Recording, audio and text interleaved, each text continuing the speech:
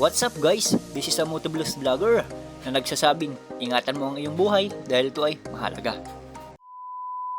Good morning mga kablues, amay nga ni pa ako dyan nagkamatata, ako ay may gagawa na naman. Niligpit ko lang nga ni pa dyan si sa kuyang pinaghidaan, ako ay may gagawa na naman. Nakaisip magligpit ng hinigdaan kung saan may video na. Aba ay pakitang gilas. At pagkatapos ko nga ni pa dyan maligpit si sa kuyang hinigdaan ay nagsirig na nga ni pa ako dyan sa mga manukan ko, ako ay mabahog na naman. Kinuha ko na nga ni pa dyan si sa kuyang bahog, yaon sa laong, nalingaw ko nga ni palan darawon sa kurungan. Duwang garapon nga ni pa dyan ng bahog ang sa kuyang laagan para haloy-haloy. At iyon na nga ni pa dyan si sa kuyang kurungan manok, yaon na nga ni pa dyan sa likodan karog ko. Alangan man ilaag mo sa tubangan karog mo, ay di ang ipot kaya yaon sa inyo.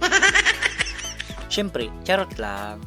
At pagkatapos ay binahog ko na nga pa nitulos dahil nga na nakaruluwas na magayon sa pintuan intiro ng gurutom. At kung napapansin nindo, nakalawog na nga rin pala ako dyan sa kurungan dahil kung nga rin pala dyan abot si bahugan.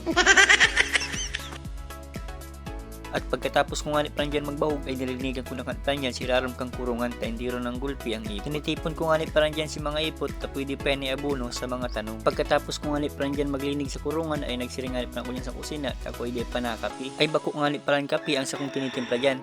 Ta yan ay berbrand. Abay, social yan. At pagkatapos ko nga ni Pranjan magtimpla ng gatas ay nagsiringanip pa na ako dyan sa kurungan. Ta dyan ako matambay. Maramit nga ni Pran magatas lalo na pag malipot ang panahon.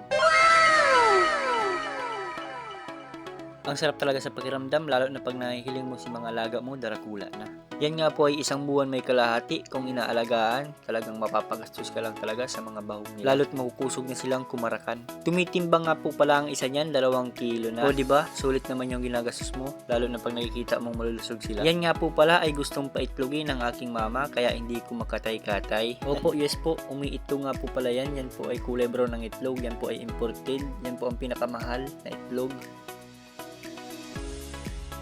Nag-uwi na nga ni pala ako dyan sa kuyang harong, nag-uura na nga pala dyan sa luwas. So paano mga kablues, hanggang link na lang sa kuyang video. Maraming salamat sa panonood, maraming salamat sa suporta. Huwag niyong kalilimutan mag-like and share, subscribe sa kuyang YouTube channel.